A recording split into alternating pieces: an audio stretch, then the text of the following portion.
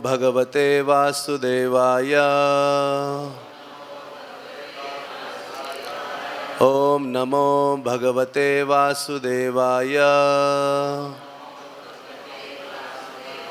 ओम नमो भगवते वासुदेवाय। ओम अज्ञानतिमिरान्धस्य ज्ञानाञ्जनशलाकया चक्षुरुन्मिलितं येन तस्मै श्रीगुरवे नमः। श्रीचैतन्यमनोभीष्टं स्थापितं येन भूतले स्वयं रूपा कदा मह्यं ददाति स्वपदान्तिकं। हे कृष्ण करुणा सिन्धो दीनबन्धो जगत्पते गोपेश गोपिका कांत राधा कांत नमस्तुते। तप्त कांचन गौरांगी राधे वृंदावनेश्वरी वृषभानुसुते देवी प्रणमामि हरिप्रिये। वाञ्छाकल्पतरुभ्यश्च कृपा सिन्धुभ्येव च पतितानां पावनेभ्यो वैष्णवेभ्यो नमो नमः। जय श्री कृष्ण चैतन्य प्रभु नित्यानंद श्री अद्वैत गदाधर श्रीवासदि गौर भक्त वृंद। हरे कृष्णा हरे कृष्णा।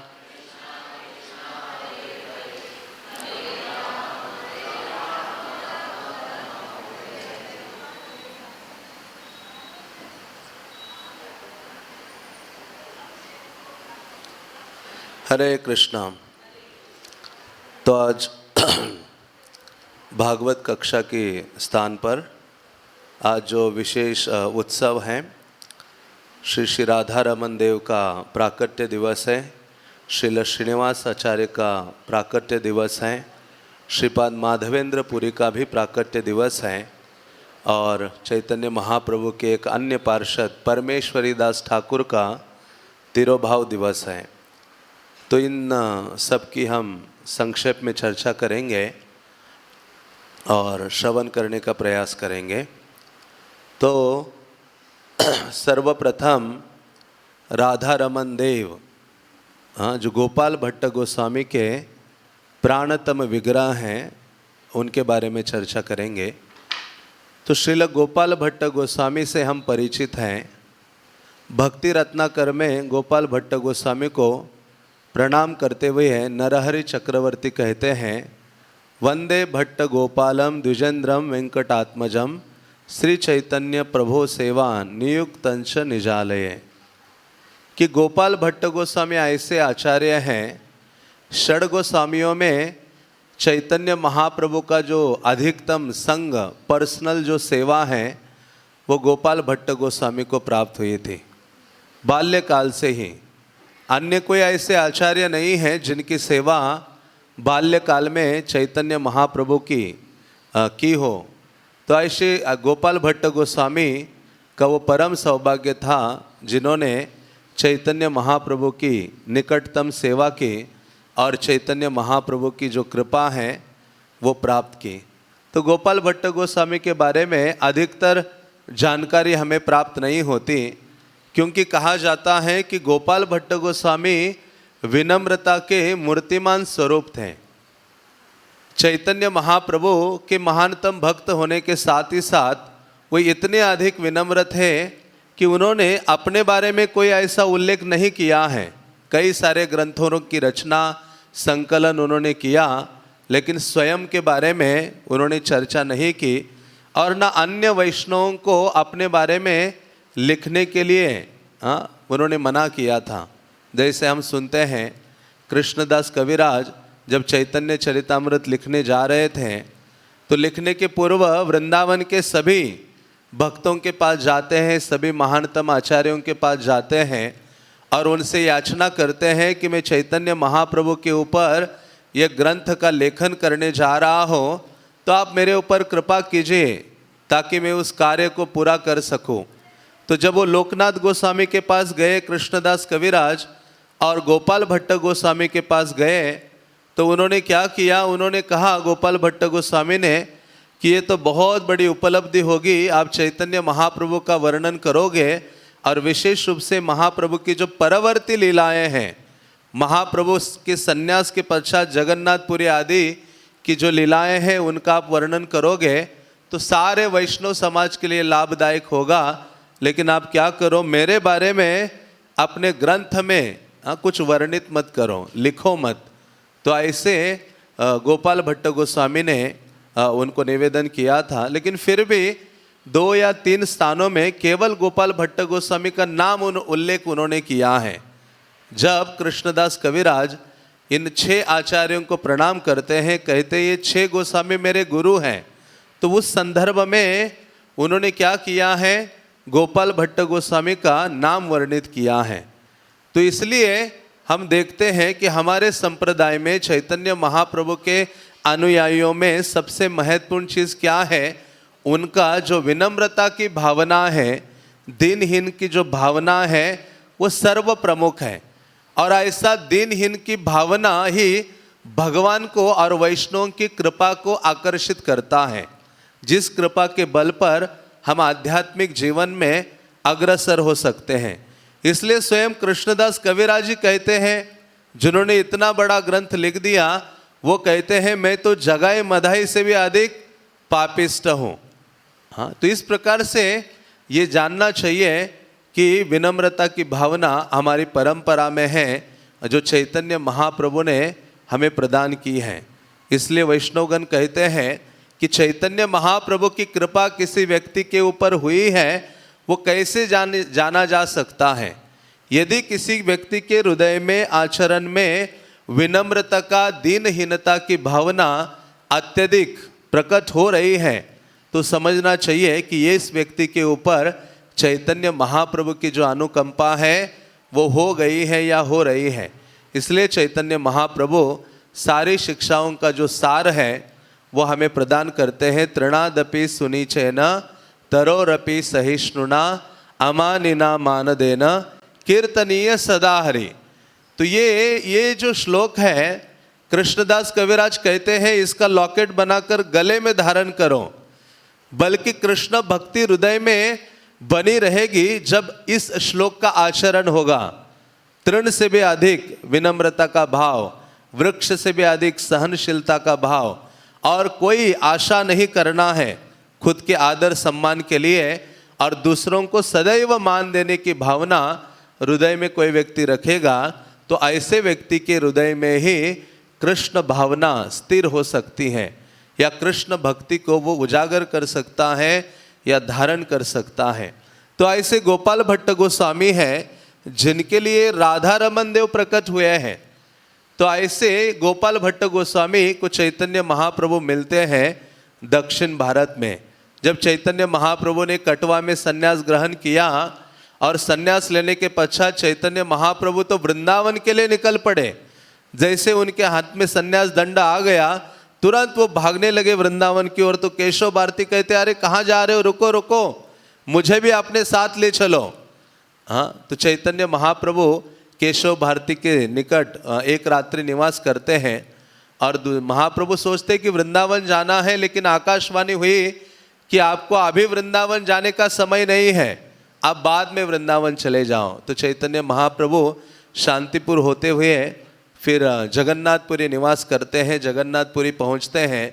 जगन्नाथपुरी के बाद चैतन्य महाप्रभु सार्वभौम भट्टाचार्य का उद्धार करते हैं, और जैसे उनका उद्धार करते हैं, महाप्रभु कहते हैं मेरे जो बड़े भ्राता हैं विश्वरूप, उन्होंने संन्यास स्वीकार किया था, और संन्यास के पश्चात मैं उनसे नहीं मिला हूँ, मैं उनको ढूंढने जाना चाहता हूँ, ढूंढना चाहता हूँ। बल्कि महाप्रभु को पता था कि उनके जो भ्राता हैं इस संसार से अप्रकट हो गए हैं, लेकिन फिर भी दक्षिण भारत के लोगों को नाम संकीर्तन में डुबाने के लिए, उनका उद्धार करने के लिए चैतन्य महाप्रभु दक्षिण भारत निकलते हैं। और दक्षिण भारत से चैतन्य महाप्रभु 2 महान रत्न को ढूंढ कर लेके आते हैं। एक कौन थे? रामानंद राय। चैतन्य महाप्रभु गोदावरी के तट पर, बल्कि आचार्यगण कहते कि महाप्रभु की दक्षिण भारत की यात्रा में जाकर संकीर्तन आदि करना, लोगों का उद्धार करना, ये बाह्य कारण है। लेकिन अंतरंग क्या है कि रामानंद राय के संग उनका जो वार्तालाप है, रामानंद राय जैसे महान भक्त को मिलना और उनको वापस जगन्नाथपुरी में लाकर उनके संग में कृष्ण कथा में निमग्न हो जाना ये महाप्रभु चाहते थे। तो ऐसे चैतन्य महाप्रभु रामानंद राय से मिलते हैं राजमुंद्री में गोदावरी के तट पर, और उसके पश्चात अपनी यात्रा आगे बढ़ाते हुए चैतन्य महाप्रभु श्रीरंगम पहुंचते हैं। हाँ, तिरुचिरापल्ली जो सिटी है उसके निकट ही गोदावरी बहती है, और वहाँ भगवान रंगनाथ का देवालय है। उसको कहा जाता है वो वैकुंठ ही है, 7 दरवाजे हैं और विश्व का सबसे बड़ा मंदिर है श्रीरंगम। तो वहाँ भगवान रंगनाथ निवास करते हैं। तो चैतन्य महाप्रभु तिरुपति आदि पापनाशनम ये सारे तीर्थों का दर्शन करते करते जब श्रीरंगम पहुँचे और पहुंचकर चैतन्य महाप्रभु ने कावेरी नदी में स्नान किया। कावेरी को अति पुण्यवान माना जाता है। कावेरी का श्री वैष्णवास कहते हैं यदि कोई व्यक्ति कावेरी का नित्य जलपान करता है, केवल कावेरी का जल का पान करने मात्र से उसके हृदय में कृष्ण भक्ति उदित हो जाती है, कृष्ण भक्ति बढ़ने भी लगती है। तो इसी कारण से महाप्रभु गए, कावेरी में स्नान किया, और कावेरी में स्नान करके चैतन्य महाप्रभु भगवान रंगनाथ का दर्शन करने के लिए गए। ये रंगनाथ वासुदेव कृष्ण ही है, द्विभुज रूप में शयन कर रहे हैं, जिनको श्री वैष्णवा सूक्ष्म वासुदेव कहते हैं। तो ऐसे रंगनाथ का दर्शन करने के लिए महाप्रभु उस मंदिर में घुसे तो चैतन्य महाप्रभु अपने दोनों हाथों को ऊपर करते हुए नृत्य कर रहे थे, गा रहे थे। और सभी लोग सोचते हैं श्रीरंगम के, अरे अभी हम रोज ऐसे भगवान को दर्शन कर रहे जो सोते रहते हैं, आज हम उनका दर्शन नहीं करेंगे। आज किसका दर्शन करेंगे? जो आ रहे हैं, नाच रहे हैं, गा रहे हैं, हरि नाम का उच्चारण कर रहे हैं, हरे कृष्णा कृष्णा कृष्णा हरे हरे, हरे राम राम राम हरे हरे। तो सबने मानो रंगनाथ मंदिर में प्रवेश करना बंद कर दिया। हजारों हजारों लोग वहां एकत्रित हो गए चैतन्य महाप्रभु का दर्शन करने के लिए।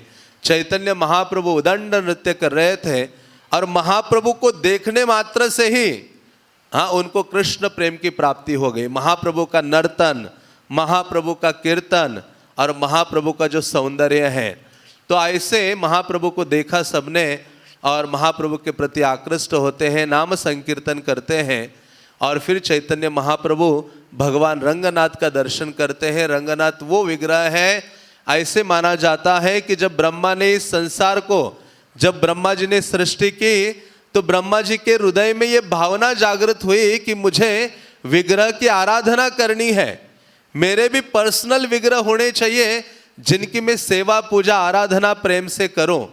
क्योंकि विग्रह क्या है? साधारण मूर्ति नहीं है, प्रतिमा नहीं, तुम्हें साक्षात ब्रजेंद्र नंदन, भगवान की मूर्ति नहीं है, वो साक्षात कृष्ण है।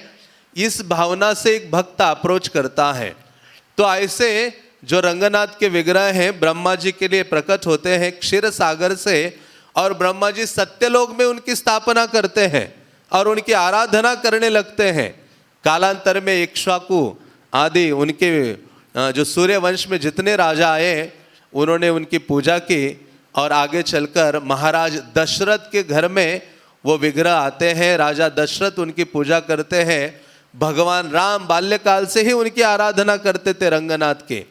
और जब रावण का वध किया उसके पश्चात जब भगवान राम अयोध्या आए और सबको कुछ ना कुछ भेंट दे रहे थे, तो उस समय अलग अलग भक्तों को कुछ ना कुछ दे रहे थे। तो उस समय विभीषण को पूछा, विभीषण आपको क्या प्रदान करो? तो विभीषण कहते, मुझे प्रभु कुछ नहीं चाहिए, मुझे कौन चाहिए? आपके घर में जो भगवान विराजमान है रंगनाथ, आपके जो प्राण है वो मुझे दे दीजिए।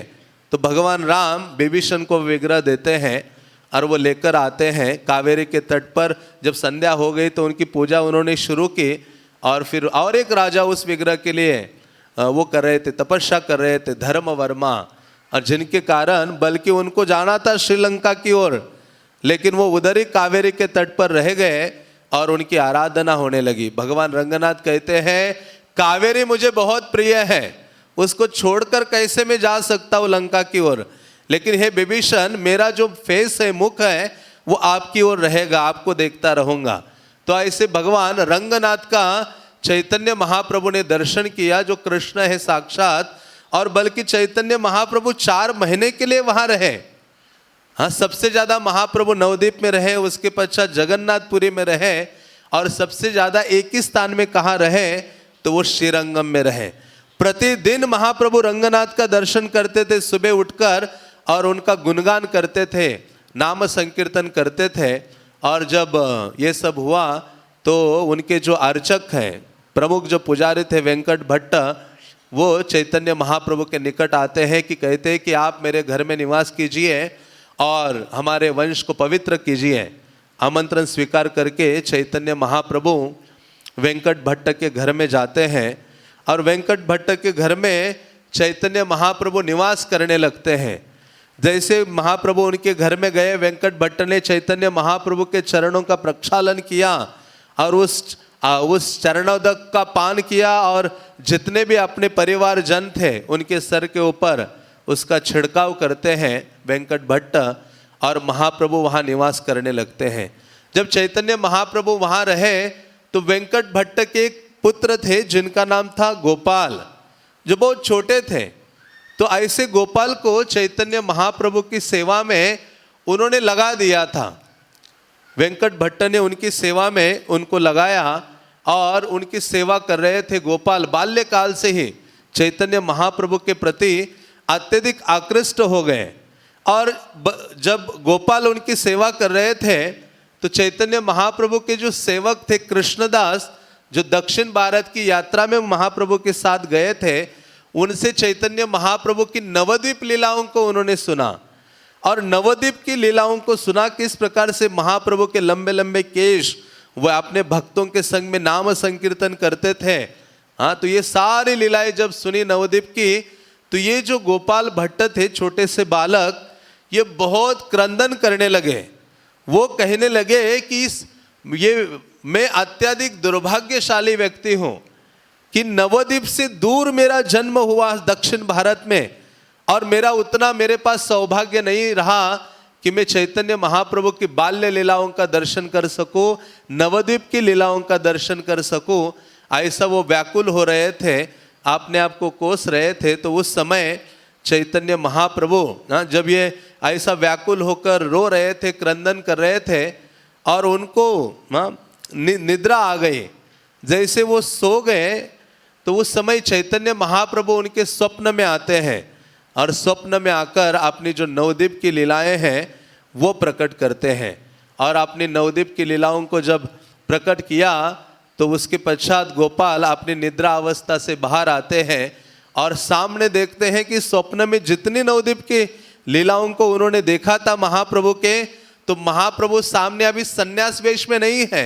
चैतन्य महाप्रभु उनके सामने कैसे हो गए थे?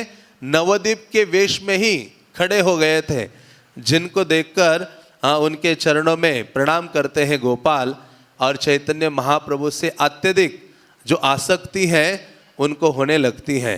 तो ऐसे गोपाल भट्ट का आकर्षण चैतन्य महाप्रभु के लिए अति गहन था, अत्यधिक वो आकृष्ट थे महाप्रभु की सेवा में, जिसके कारण चैतन्य महाप्रभु ने कहा कि ये श्रीरंगम आपके लिए नहीं है, आपके लिए तो कौन सा स्थान है? श्रीधाम वृंदावन है। तो चैतन्य महाप्रभु की जितनी भी यात्राएं रही है ना, उसमें चैतन्य महाप्रभु ने अलग अलग भक्तों को चुन चुनकर वृंदावन भेजा है। जब चैतन्य महाप्रभु पहली बार वृंदावन की यात्रा के लिए निकले तो उन्होंने रूप सनातन को दीक्षा देकर उनको वहाँ निवेदन किया कि आप क्या करो, वृंदावन के लिए चले जाओ। और जब उसी प्रकार से चैतन्य महाप्रभु यहाँ गोपाल भट्ट को मिलते हैं तो उनको वही याचना करते हैं, याचना ने आज्ञा करते हैं। वो कहते हैं, पुनः कहे आचिरे जाइबा वृंदावन, मिली ब दुर्लभ रत्न रूप सनातन। तो उस समय वो कहते हैं कि हे गोपाल, आप क्या करो, शीघ्रता से वृंदावन चले जाना, और वहाँ क्या होगा? मिली बे दुई रत्न रूप सनातन। बल्कि जितने गौड़िया ग्रंथ हैं, रूप सनातन को सेनापति भक्त के रूप में बताया गया है या रत्न के रूप में बताया गया है। तो महाप्रभु के जो भक्त है वो साधारण नहीं है। हम कह सकते हैं कि महाप्रभु की सर्वश्रेष्ठ देन नाम संकीर्तन है, लेकिन नाम संकीर्तन से बढ़कर उनकी देन क्या है? उनके भक्तगण है। यदि उनके भक्तगण नहीं होते तो नाम संकीर्तन भी नहीं होता। तो श्रील प्रभुपाद भी वो महान आचार्य है, सेनापति है, वो महान रत्न है, जिनके कारण पूरे संसार में ये नाम संकीर्तन लोग कर पा रहे हैं। इसी कारण से जब नरोत्तम दास ठाकुर व्याकुल होकर क्रंदन करते हैं, इस संसार से कोई भक्त अप्रकट होता है, तो नरोत्तम दास ठाकुर कहते हैं या कृष्णदास कविराज कहते हैं हरिदास ठाकुर के लिए, रत्न शून्य हैली मेदिनी। महाप्रभु के वचन है। जब हरिदास ठाकुर इस संसार से अप्रकट हुए तो उस समय महाप्रभु के आंखों में आंसू आए और महाप्रभु कहते हैं कि कृष्ण ने मुझे इतने महान संग प्रदान किया था, ऐसे संग से मैं वंचित हो गया हूं। आज ये जो पृथ्वी देवी है रत्न से विहीन हो गई है। तो इसलिए गौड़िया जो वैष्णव आचार्य गण है, जो महान महाप्रभु के भक्त गण है, वो बहुत महत्वपूर्ण है, वो रत्नों से भी बढ़कर है। तो इस प्रकार से चैतन्य महाप्रभु उनको कहते हैं दुर्लभ रत्न है रूप सनातन। ऐसे रूप सनातन आपको मिलेंगे। मोर मनोवृत्ति दोहे प्रकाश करिबे, तुम्हारा शिष्य रे द्वारे जगत व्यापी बे। अब देखिए चैतन्य महाप्रभु गोपाल अभी छोटा सा बच्चा है, बालक है, वो शायद 10 साल का होगा। तो उनको कह रहे हैं कि रूप सनातन जो मेरी मन की भावना है उसको प्रकट करेंगे वृंदावन में। और हे गोपाल, आप आगे चलकर महान आचार्य बनोगे और आपके शिष्यों के द्वारा सारा संसार व्याप्त हो जाएगा। आगे चलकर उनके ही शिष्य आते हैं श्रीनिवास आचार्य, और ये गोस्वामियों के ग्रंथों को लेकर मानो पूरे विश्व में चले जाते हैं या भारत भूमि में चले जाते हैं। चैतन्य महाप्रभु उनको कहते हैं ये तक ही गोपालेर करे प्रभु कोले, गोपालेर अंग सिक्त कैल नेत्र झले। तो ये कहकर चैतन्य महाप्रभु ने गोपाल को उठाया, अपनी गोद में रखा, गोपाल का आलिंगन किया और अपने आंसुओं से गोपाल का मानो अभिषेक कर डाला। और चैतन्य महाप्रभु ने कहा हे गोपाल, ये जो चीजें हैं तुम गोपनीय रखना। बल्कि चैतन्य महाप्रभु ने उनको एक और भी चीज कही थी। उन्होंने कहा था गोपाल आप विवाह मत करना, और आज जब तक आपके माता पिता हैं तब तक उनकी सेवा करो, और उसके पश्चात कहाँ चले जाओ? वृंदावन चले जाओ। तो इस प्रकार से चैतन्य महाप्रभु श्रीरंगम में रहते हैं और कई सारा वर्णन हमें श्रवण करने को मिलता है चैतन्य चरितामृत से कि जितने दिन वेंकट भट्ट के घर में चैतन्य महाप्रभु रहे उतने दिन चैतन्य महाप्रभु ने कथा की। कई घंटे चैतन्य महाप्रभु श्रीरंगम मंदिर के प्रांगण में कथा वर्णन करते थे, और वेंकट भट्ट उनके जो भाई आदि है, प्रबोधानंद है, त्रिमल्ला आदि है, ये सब उनसे श्रवण किया करते थे।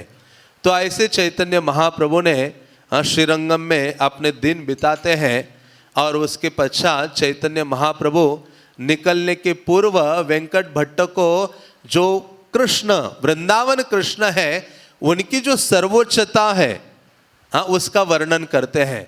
और वृंदावन कृष्ण की जो सर्वोच्चता है उसको वो स्थापित करते हैं चैतन्य महाप्रभु, क्योंकि दक्षिण भारत में लक्ष्मी और नारायण की आराधना की प्राधान्यता है।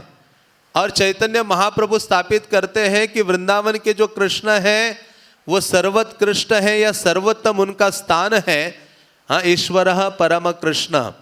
तो इस प्रकार से चैतन्य महाप्रभु बताते हैं कि किस प्रकार से जो लक्ष्मी देवी है वो भी ब्रज में आने के लिए, कृष्ण का संग पाने के लिए वैकुंठेश्वरी लालायित रहती है। लेकिन उनकी एक कमी क्या है कि वो गोपियों का अनुगत्य स्वीकार नहीं करती हैं। अपना जो वैकुंठ का ऐश्वर्य भाव है उसको त्यागना नहीं चाहती, और उससे दूर नहीं होना चाहती।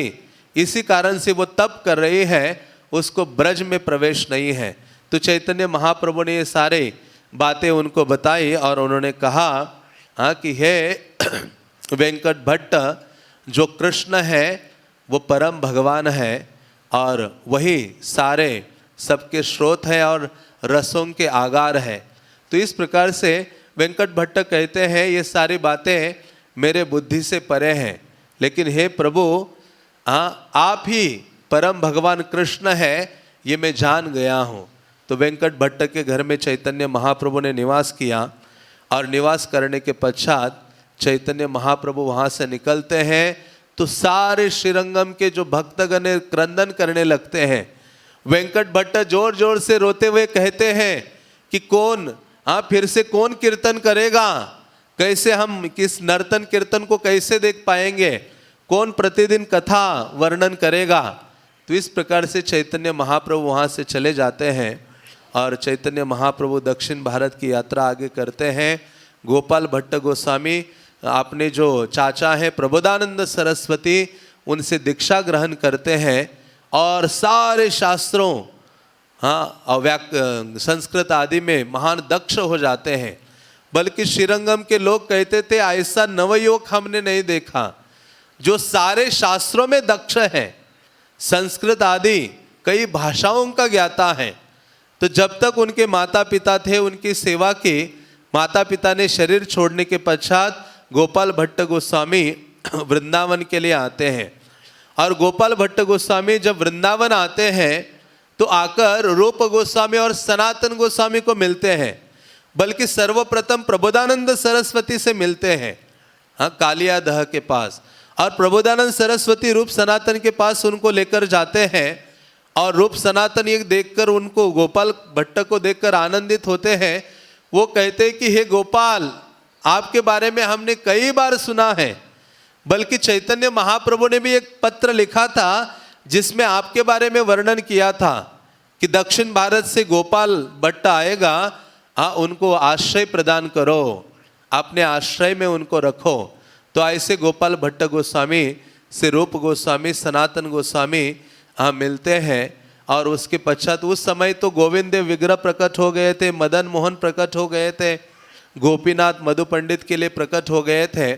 जब गोपाल भट्ट गोस्वामी वहाँ आए तो गोपाल भट्ट गोस्वामी यहाँ निवास करने लगे तो उनके हृदय में ये भावना थी, चैतन्य महाप्रभु की भी आज्ञा थी कि आप प्रचार आदि करो।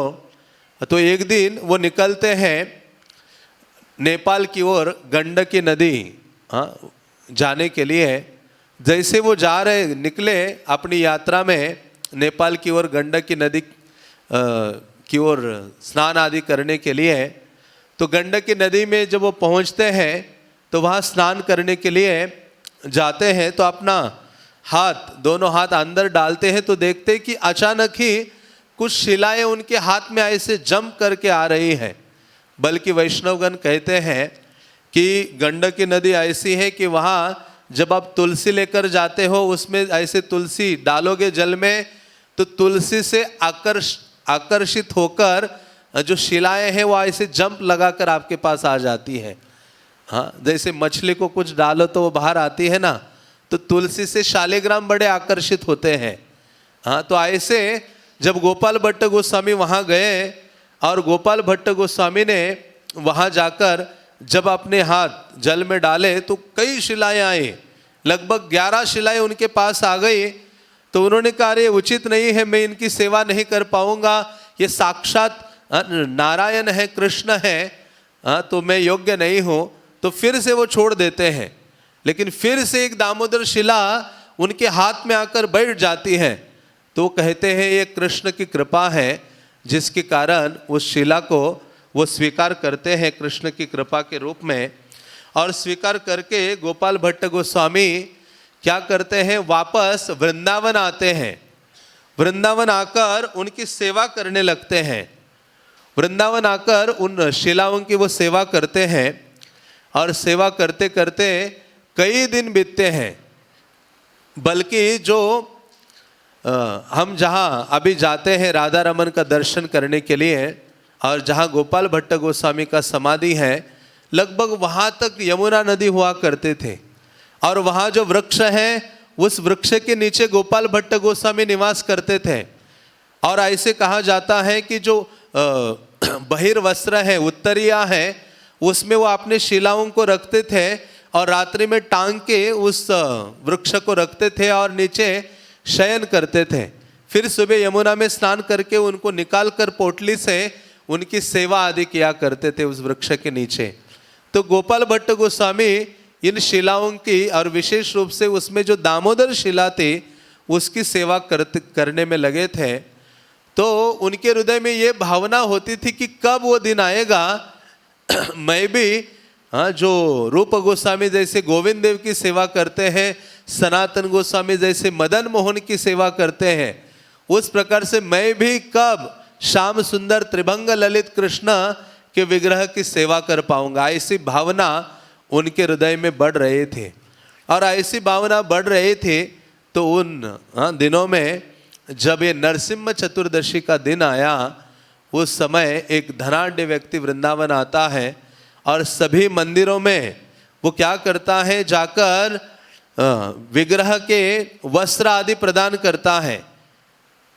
तो ये वो व्यक्ति गोपाल भट्ट गोस्वामी के लिए भी वस्त्र प्रदान करता है उनके शिलाओं के लिए। तो वो देखते हैं गोपाल भट्ट गोस्वामी के, अरे ये जो वस्त्र है मेरे पास तो ना विग्रह है, मेरे जो विग्रह जो शिलाएं हो तो गोल मटोल है, ना उनको कपड़े पहना सकता हूँ, ना उनका श्रृंगार कर सकता हूँ, ना उनको नुपुर पहना सकता हूँ, ना बांसुरी धारण कर सकता हूँ। तो ऐसे नरसिम्हा चतुर्दशी के दिन कि रात्रि में वो बहुत विलाप करने लगे, क्रंदन करने लगे कि हे प्रभु, जिस प्रकार से आप प्रहलाद के लिए प्रकट हो गए खंबे से, क्या आप ये शिला से प्रकट नहीं हो सकते। तो ऐसी उनकी जो लालसा थी, वियोग था, क्रंदन की ये जो भावना थी इतनी अधिक हो गई, इतनी प्रार्थना कर रहे थे उस रात्रि में। और अपनी शिलाओं को उन्होंने उस पोटली में बांधकर टांग के रखा उस वृक्ष को, और गोपाल भट्ट गोस्वामी शयन करने लगे। और जैसे सुबह उठे यमुना में गए, यमुना में स्नान करके जब वो वापस आ जाते हैं, वापस आकर वो पूजा करने के लिए अपना हाथ उस पोटली में डालते हैं। जैसे डालते हैं वो जो शिला थी दामोदर शिला, क्योंकि चैतन्य महाप्रभु ने कहा था, उनको ये भी आज्ञा थी कि आप शालिग्राम शिला की आराधना करो, तो बल्कि चैतन्य महाप्रभु ने कहा था कि उस शिला में आप कृष्ण के दर्शन करोगे, श्याम सुंदर कृष्ण के। हाँ, भक्ति रत्नाकर में वो एक सुंदर प्यार आता है जिसमें वो कहते हैं कि कृष्ण को आप देखोगे। तो जैसे ही गोपाल भट्ट गोस्वामी ने अपना हाथ डाला उस पोटली में, देखा अभी वो गोल मटोल शालिग्राम शिला नहीं है, अभी देखा वो उनको हाथ वहाँ चरण स्पर्श हो रहे थे, हाथ स्पर्श हो रहे थे। तो तुरंत अपनी पोटली नीचे ली और उसको खोला तो उनको कौन दामोदर शिला से प्रकट नजर आए, श्री श्री राधा रमन देव। तो ऐसे इतने आनंदित हो गए जो गोपाल भट्ट गोस्वामी हैं, मानो क्रंदन करने लगे। उनको याद आया कि हे प्रभु, आप तो भक्त वत्सल हो, आप अपने भक्त के लिए खंबे से प्रकट हो सकते हो, तो शालिग्राम शिला तो आपका स्वरूप ही है, तो उससे बाहर आना आपके लिए कोई असंभव सा कार्य नहीं है। तो ऐसे भगवान दामोदर शिला से बाहर आ जाते हैं, मानो प्रकट होते हैं।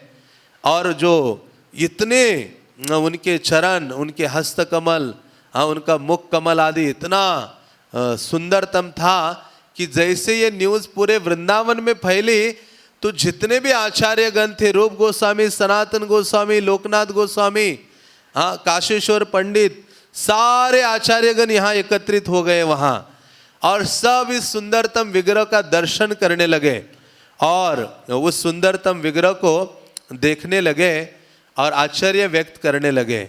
और उन्होंने कहा, रूप गोस्वामी आगे आए और रूप गोस्वामी ने कहा कि ये जो कृष्ण है, ये विग्रह है, ये विशेष है। हाँ, और इसलिए रूप गोस्वामी ने उनका नामकरण किया राधा रमन, राधा रानी को जो आनंद प्रदान करते हैं। हाँ, ऐसे जो कृष्ण है वो राधा रमन है। हाँ, तो इस प्रकार से राधा रमन का प्राकट्य हो जाता है। और जो गोपाल भट्ट गोस्वामी है वो उनकी सेवा में नियुक्त होते हैं। तो ऐसे राधा रमन के सामने बैठा करते थे और राधा रमन को वो निरंतर देखा करते थे और उनको प्रार्थना किया करते थे। तो ऐसे गोपाल भट्ट गोस्वामी के लिए राधा रमन प्रकट हो जाते हैं। और बल्कि गोपाल भट्ट गोस्वामी के लिए जब राधा रमन प्रकट हो गए तो रूप गोस्वामी ने तुरंत एक लेटर लिखा चैतन्य महाप्रभु के लिए। और चैतन्य महाप्रभु जगन्नाथपुरी में वो प्राप्त करते हैं। राधा रमन प्रकट होने से पहले लिखा था और ये लिखा था कि गोपाल भट्ट गोस्वामी वृंदावन आ गए हैं। तो चैतन्य महाप्रभु को इतना आनंद हो गया था कि चैतन्य महाप्रभु ने तुरंत जगन्नाथपुरी से एक व्यक्ति को भेजा जिनके पास अपना बैठने का एक लक्कड़ का आसन भेजा था, एक डोर भेजा था, बहिर्वास भेजा था, कोपिन आदि भेजा था गोपाल भट्ट गोस्वामी के लिए। इतने महाप्रभु उनसे प्रेम करते थे। और ये सारी चीज़ें जब यहाँ आती हैं तो गोपाल भट्ट गोस्वामी सबका आलिंगन करके रोते रहते हैं।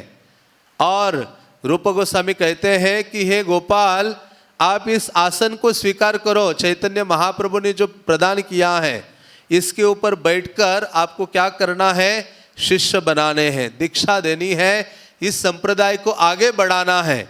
तो गोपाल भट्ट गोस्वामी बड़े विनम्र थे, वो तैयार नहीं हो रहे थे। रूप सनातन ने पकड़कर उनको उस आसन पर बिठाया और आगे चलकर जो गोपाल भट्ट गोस्वामी हैं उन्होंने ये सारी सेवाएं की।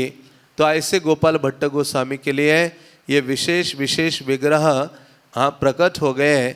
और ऐसे कहा जाता है गौर हैलो राधा रमन, क्योंकि राधा रमन क्या है, चैतन्य महाप्रभु का ही, राधा कृष्ण का ही मिलित तनु है, जिनके साथ राधा रानी नहीं है।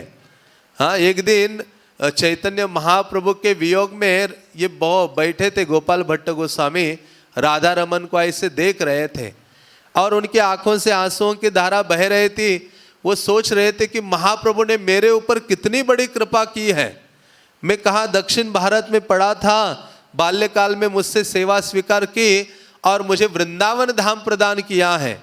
तो ऐसा जब वो सोच रहे थे और चैतन्य महाप्रभु से वो मिले नहीं थे, फिर से कभी चैतन्य महाप्रभु से उनकी मुलाकात नहीं हुई थी, दक्षिण भारत में बाल्यकाल से ही मिले थे। तो इतना अधिक वियोग हो गया था कि चैतन्य महाप्रभु के वियोग में जब वो राधा रमन को देखने लगे तो वो राधा रमन ने अपना जो त्रिभंग ललित रूप है वो बदल दिया और राधा रमन चैतन्य महाप्रभु के रूप में प्रकट होकर खड़े हो गए वहाँ। और जिनको देखकर गोपाल भट्ट गोस्वामी उनके सामने नतमस्तक होते हैं।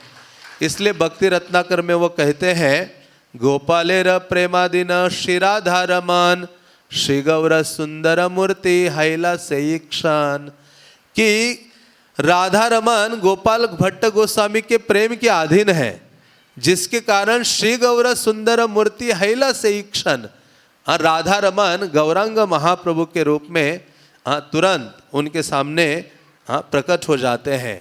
तो ऐसे राधा रमन विशेष विग्रह है। बल्कि इनकी इच्छा थी, जो गोपाल भट्ट गोस्वामी थे, गोपाल भट्ट गोस्वामी की इच्छा थी कि मेरे जो ये विग्रह है इनमें तीनों का मिलित स्वरूप होना चाहिए। गोविंद देव का भी दर्शन होना चाहिए, गोपीनाथ का भी दर्शन होना चाहिए और मदन मोहन का भी होना चाहिए। तो ये तीनों मिलित विग्रह का दर्शन राधा रमन में प्राप्त होता है। ऐसे कहा जाता है जो व्यक्ति राधा रमन का जाकर दर्शन करता है उसको इन तीनों विग्रहों का दर्शन करने का लाभ प्राप्त होता है। तो हमारा परम सौभाग्य है कि हम वृंदावन में हैं और राधा रमन का आज प्राकट्य दिन है। और आज के दिन निश्चित रूप से जाकर जो गोपाल भट्ट गोस्वामी के विग्रह हैं जिनके लिए प्रकट हो गए हैं प्रेम से, उनका दर्शन करना चाहिए। और आज के ही दिन जो चैतन्य महाप्रभु ने जो आसन आदि भेजा था वो आज के दिन वहाँ दर्शन करने के लिए वो रखते हैं। बल्कि साल में 5 ही दिन जो महाप्रभु की जो चीज़ें भेजी गई थी महाप्रभु ने गोपाल भट्ट गोस्वामी के लिए, वो आज दर्शनीय होती हैं। राधा रमन का जो प्राकट्य दिन के दिन और जिस दिन गोपाल भट्ट गोस्वामी का तिरोभाव था श्रावण कृष्ण पंचमी में, और उसका दूसरा दिन जो षष्ठी है उस दिन भी दर्शन कराते हैं, और जन्माष्टमी के दिन भी। तो ऐसे राधा रमन देव विशेष विशेष विग्रह हैं श्रील गोपाल भट्ट गोस्वामी के। और गोपाल भट्ट गोस्वामी ने उसके पश्चात उनकी जो सेवा है आगे उनको अपने शिष्यों को प्रदान की, और उनके शिष्य परंपरा से आज भी विशेष राधा रमन की सेवा होती है।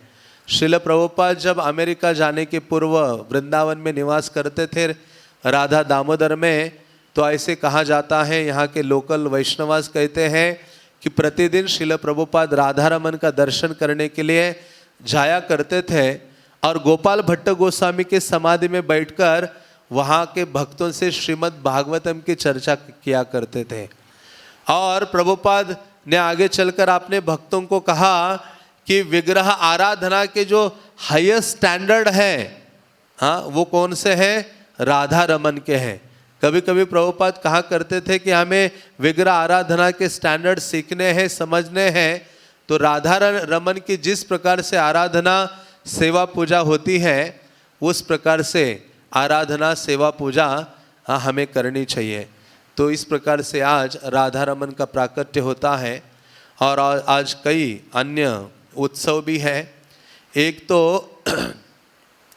चैतन्य महाप्रभु के एक महानतम पार्षद है परमेश्वरी दास ठाकुर, उनका भी आज तिरोभाव है। हाँ, तो परमेश्वरी दास ठाकुर ये नित्यानंद प्रभु के पार्षद थे, नित्यानंद प्रभु के पार्षद थे, नित्यानंद प्रभु के संगीत है। चैतन्य चरितामृत में उनके बारे में वर्णन आता है, परमेश्वर दास नित्यानंद शरण, कृष्ण भक्ति पाय तारे जे करे स्मरण।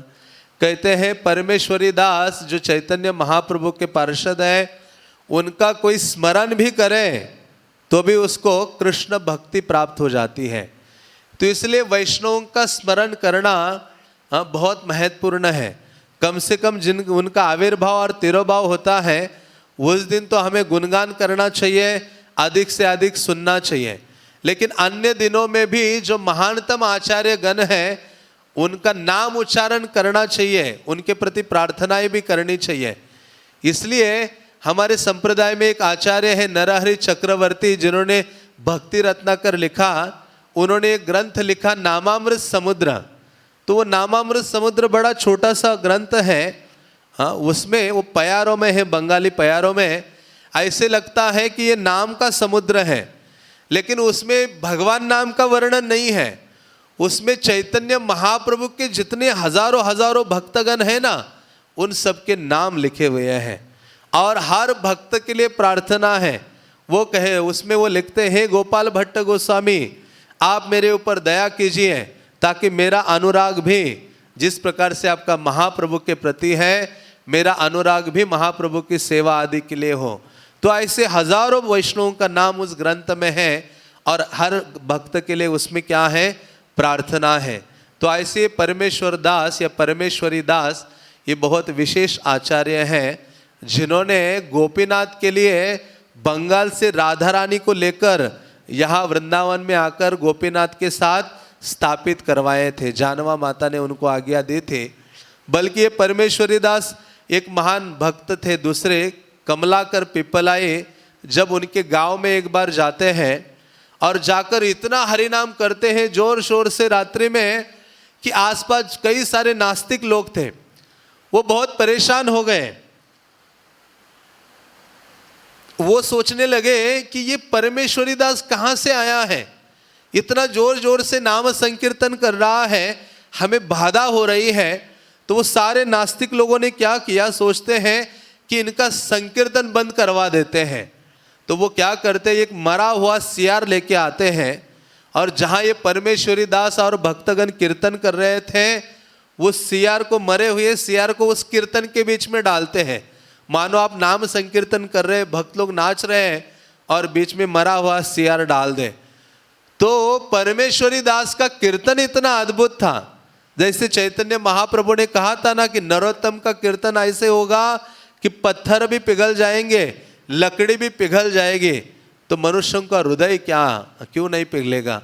तो ऐसे परमेश्वरी दास ने जब कीर्तन किया जोर जोर से और उस मरे हुए सियार की ओर देखा और नाम संकीर्तन करने लगे और उसको कहने लगे कि तुम भी नाम संकीर्तन बोलो।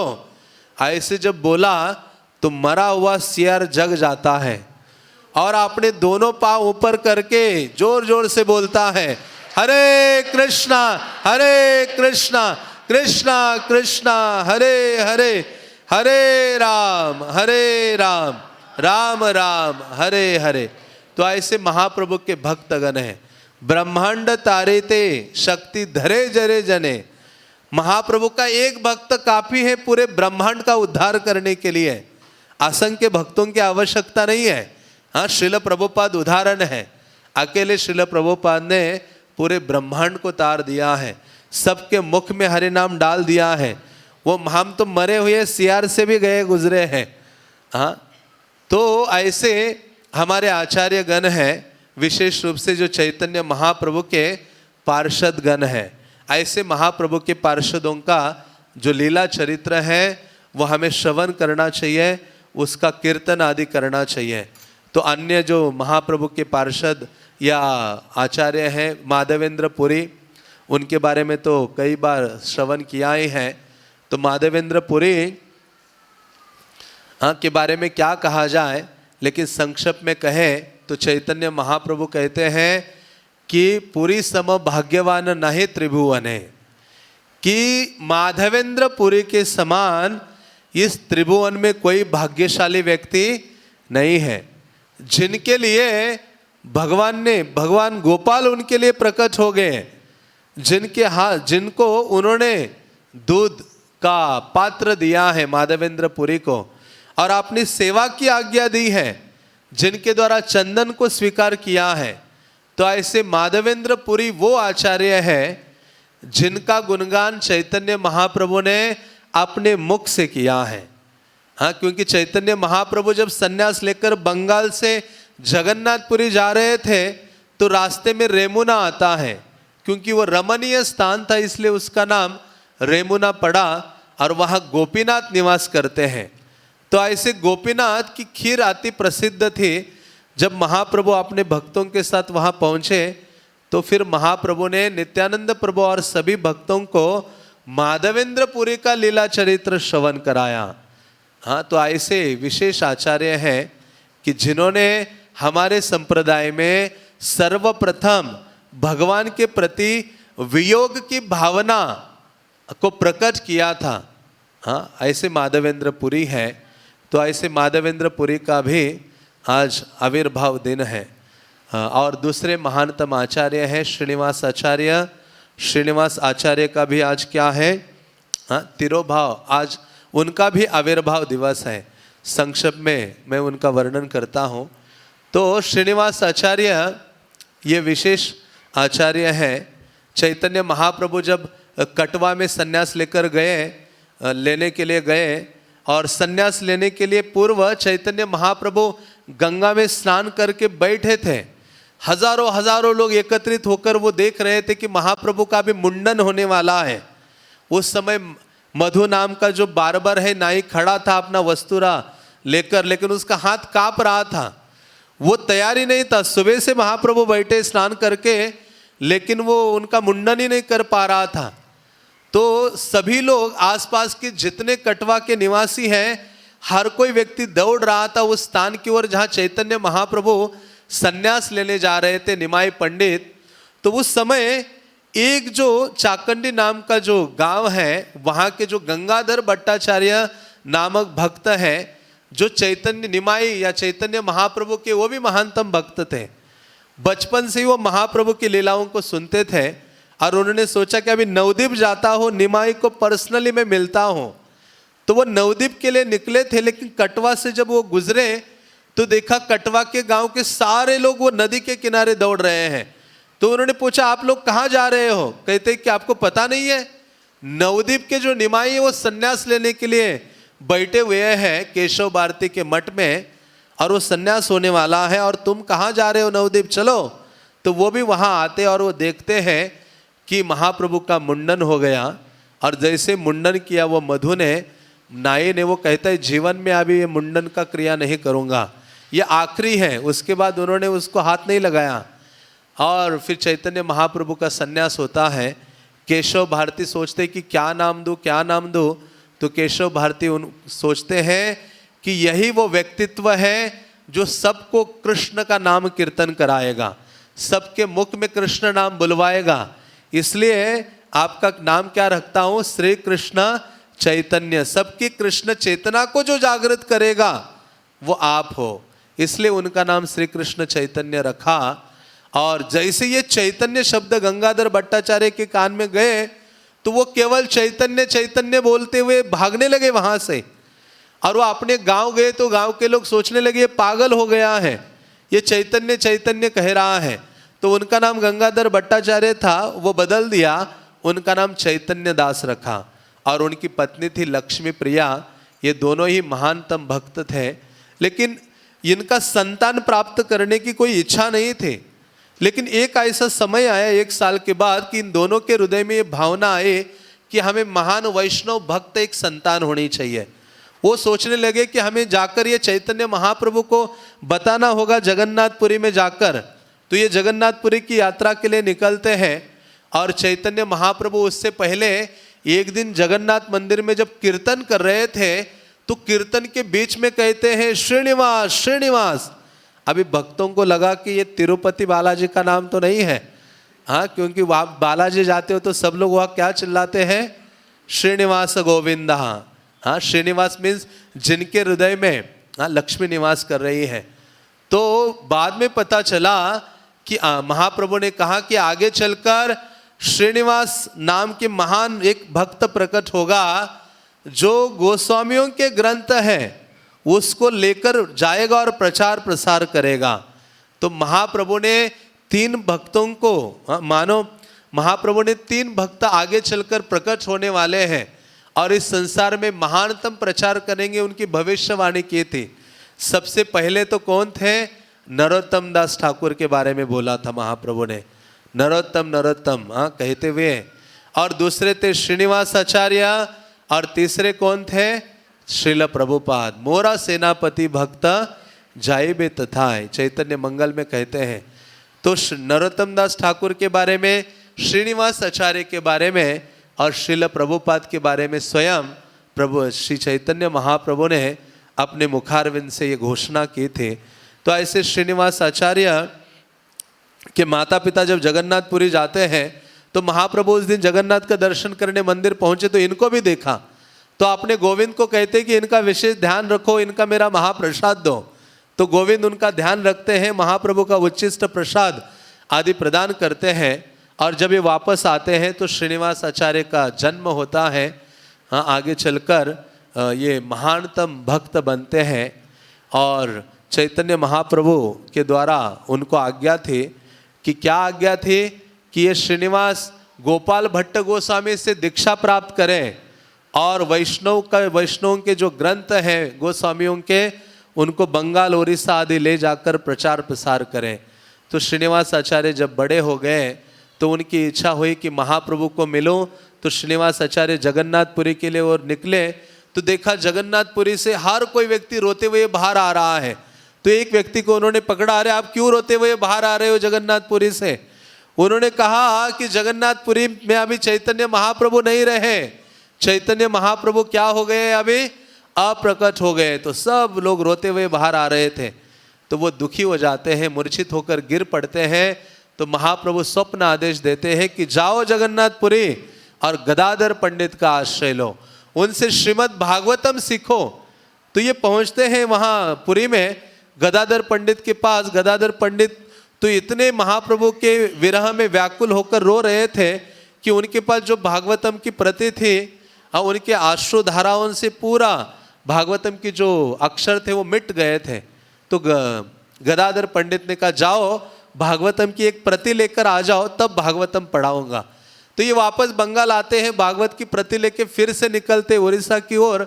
तो रास्ते में कोई व्यक्ति को पूछते हैं किसी को, तो वो कहते हैं कि गदाधर पंडित भी अप्रकट हो गए हैं। फिर भी वो पहुंचते हैं, जगन्नाथ का दर्शन करते हैं अन्य वैष्णवों से मिलते हैं। सारे वैष्णव कहते हैं कि महाप्रभु ने कहा है आप शीघ्र वृंदावन चले जाओ।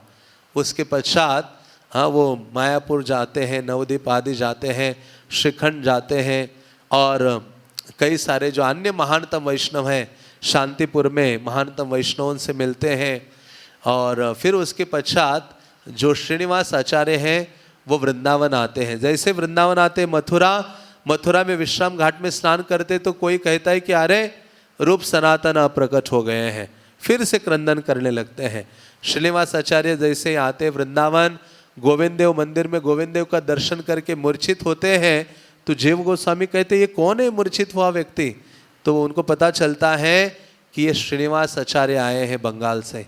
फिर उनको ले जाते श्रीनिवास आचार्य और जाकर गोपाल भट्ट गोस्वामी के चरणों में समर्पित करते हैं। और गोपाल भट्ट गोस्वामी राधा रमन के सामने उनको बिठाकर दीक्षा प्रदान करते हैं और गोपाल भट्ट गोस्वामी का शिष्यत्व श्रीनिवास आचार्य स्वीकार करते हैं। तो उनको आचार्य उपाधि जीव गोस्वामी ने प्रदान की थी, क्योंकि जीव गोस्वामी एक दिन ललित माधव का चर्चा कर रहे थे रूप गोस्वामी के ग्रंथ का, और उसमें चर्चा करते करते कह रहे थे कि अरे नंद महाराज के आंगन में 2 कदम्बे के वृक्ष हैं और वो बिना सीजन के भी प्रतिदिन 2 पुष्प प्रदान करते हैं और बाकी उन वृक्षों से पहले रोपण किए हुए वृक्ष कभी पुष्प नहीं देते हैं। तो क्या कारण है श्रीनिवास, आप मुझे बताओ। तो जीव गोस्वामी कहते मुझे समझ में नहीं आ रहा है। तो उस समय श्रीनिवास आचार्य आए थे तो उनको पूछा कि ऐसे 2 वृक्ष हैं जो बाद में रोपित हुए हैं लेकिन प्रतिदिन ये कदम के पुष्प देते हैं। तो श्रीनिवास आचार्य कहते मुझे थोड़ा समय दीजिए। तो थोड़ा सा लीला चिंतन में निमग्न होते हैं, ध्यान लगाते। तो श्रीनिवास आचार्य कहते हैं कि हे प्रभु, हे जीव गोस्वामी, हे प्रभु, ये जो नंद महाराज के आंगन में जो 2 कदम्ब के वृक्ष थे, जब कृष्ण वृंदावन छोड़कर मथुरा चले गए ना, ये स्वयं उन 2 वृक्षों को कृष्ण ने रोपित किया था और वो छोटे ही थे वृक्ष, बाद में बड़े हो गए। और कृष्ण जब मथुरा गए, मथुरा जाकर कृष्ण सारे ब्रज के भक्तों का स्मरण चिंतन आदि करते थे, साथ ही साथ उन 2 वृक्षों का भी स्मरण करते थे और इसी कारण से उसको हर समय प्रतिदिन पुष्प आते हैं। और ये सुनकर जीव गोस्वामी गदगद होते हैं, कहते तुम साधारण नहीं हो, इसलिए आज से तुम्हें क्या कहा जाएगा? श्रीनिवास आचार्य। और उसी प्रकार से नरोत्तम दास ठाकुर को ठाकुर उपाधि इन्होंने ही प्रदान की है जीव गोस्वामी ने। श्यामानंद पंडित को भी पंडित उपाधि या नाम प्रदान किया है जीव गोस्वामी ने। तो ऐसे श्रीनिवास आचार्य हैं। फिर जीव गोस्वामी से उन्होंने शिक्षा ली और गोपाल भट्ट गोस्वामी से उन्होंने दीक्षा स्वीकार की और चैतन्य महाप्रभु की सेवा उन्होंने की। जीव गोस्वामी ने उनको पुस्तक वितरण की सेवा में लगाया। सारे गोस्वामियों के ग्रंथ एकत्रित किए गए, मथुरा से बैलगाड़ियाँ लाई गई और उन बैलगाड़ियों में बड़ी बड़ी ट्रंक्स जिसमें किताबें रखी और श्रीनिवास आचार्य, नरोत्तम दास ठाकुर, श्यामानंद पंडित, इन सबको यहाँ से भेजा गया। तो ये पहले संकीर्तन आर्मी है इस संप्रदाय की, जिन्होंने जाकर पूरे बंगाल और उड़ीसा को कृष्ण भक्ति से और ग्रंथों से सरोबार कर दिया, भर दिया। तो ऐसे विशेष विशेष आचार्य है श्रीनिवास आचार्य, जिनके बारे में बहुत विस्तृत कई ग्रंथों में हमें प्राप्त होता है। तो उनका भी आज प्राकट्य दिवस है। तो इन सब आचार्यों के चरणों में हमें प्रार्थना करनी चाहिए कि उनका अनुराग आदि कृष्ण के लिए और चैतन्य महाप्रभु के लिए प्रगाढ़ है। उसी प्रकार से अनुराग और सेवा की भावना हमारे हृदय में वृद्धिंगत हो, यही प्रार्थना उनके चरण कमलों में करनी चाहिए। हरे कृष्णा कृष्णा कृष्णा हरे हरे, हरे राम राम राम हरे हरे। श्री श्री राधा रमन प्राकट्य महामहोत्सव के, श्रील गोपाल भट्ट गोस्वामी के, श्रील श्रीनिवास आचार्य के, परमेश्वरी दास ठाकुर के, श्रील प्रभुपाद के,